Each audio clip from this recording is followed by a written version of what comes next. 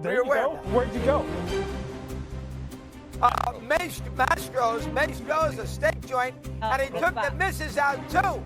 He was the nicest guy. You know what? He was engaged. He was on time.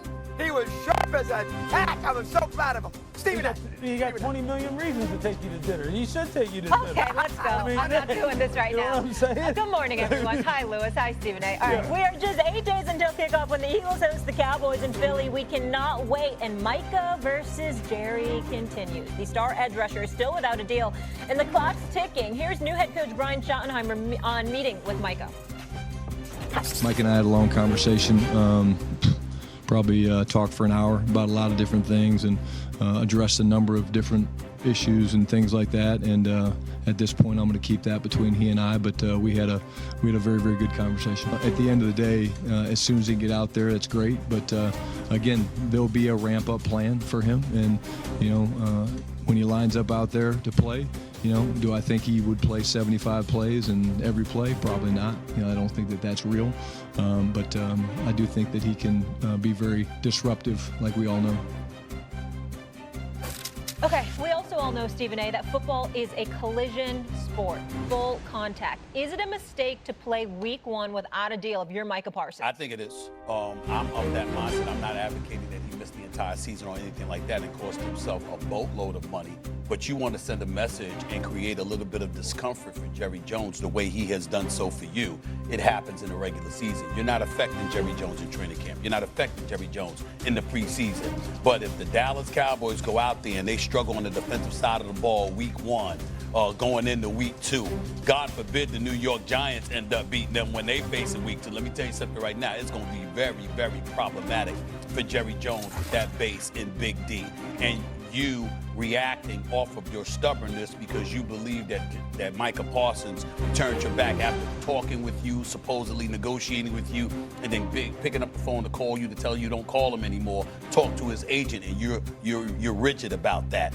I think it's one of those situations where Jerry Jones, being resolute in his position, ultimately gets softened if the Dallas Cowboys say, a la Emmitt Smith back in 1993, go out there and start 0-2. I think that would be something that's very, very uncomfortable for Jerry Jones to deal with. And if I'm Micah Parsons, I take that position.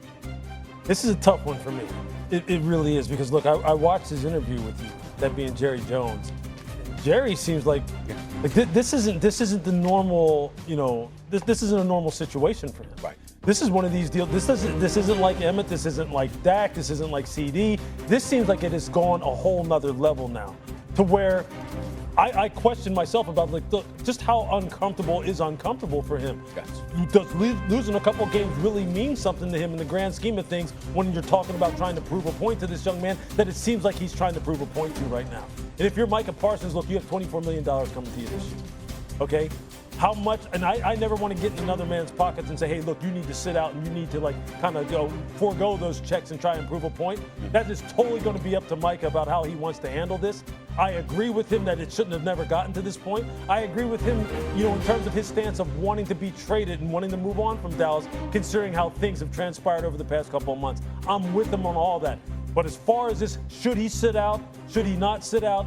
Should he make Jerry comfortable? Will Jerry cave after a couple of weeks and maybe they lose a couple games? I don't know.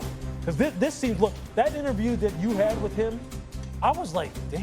Yeah. This is like, he's dug in. Yeah, exactly. This does not seem, this is not the normal way of doing business here. Right. This seems like an old-fashioned, you are not going to tell me what to do with my team. Exactly. This is my team. I'm the owner, I'm the general manager, and I decide who gets paid and when and how, and no one's going to tell me otherwise, especially not your agent.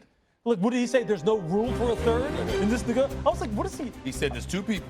Yeah. It's the player, it's me, and way a distant third, about a mile down, is the agent. Those were his words. I mean, some of the analogies he was drawing, I was sitting there going, this is just totally off the... Yeah, that's backwards, but it certainly feels like it's gotten personal. No doubt. No doubt. Christopher?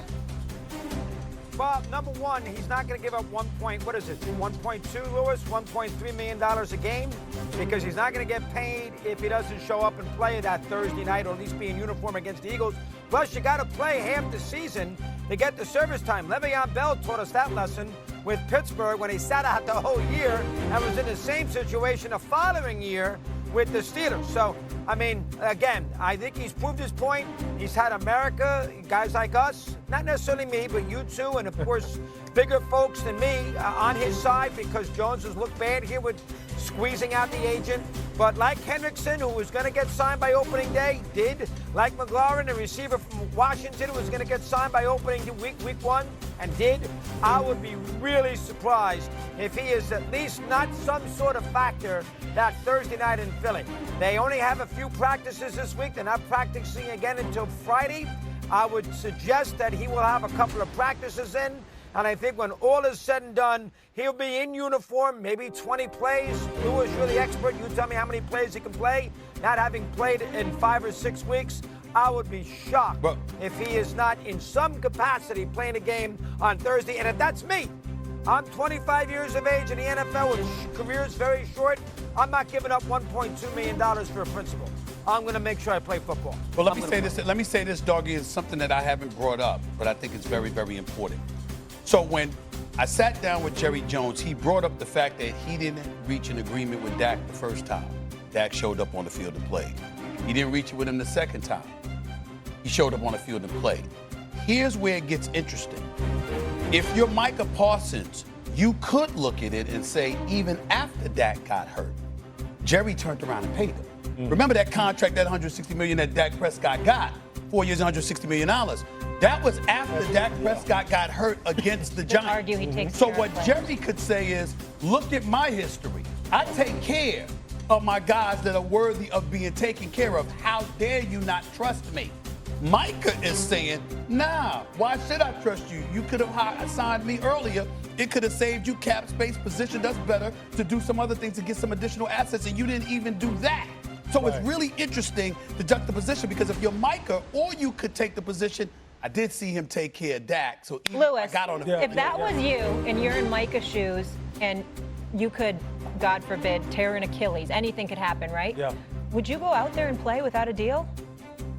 Look, again, this is a tough situation. I would probably be inclined to want to play because of the fact that, one, look, Micah is in, Micah's in the prime of his career. Yeah. And it is $24 million for the season. And look, that is something that'd be hard to sit there and go, hey, look, especially when I'm trying to read the room, so to speak, and I'm listening to what he is saying about my agent, about me, talking to Stephen A. I mean, I'm sitting there going, man, this guy really does seem like he wants to show me something like, hey, look, I have money that goes on for generations, young man. I can sit here and wait this out. I'm making money regardless of whether you're playing or not, whether we're winning or not.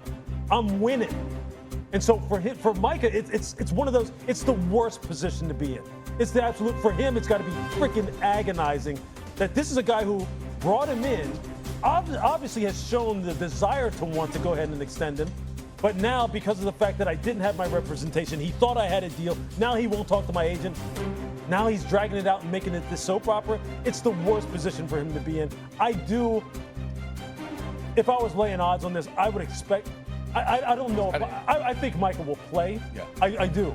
And it's not because I believe he should or shouldn't. Right.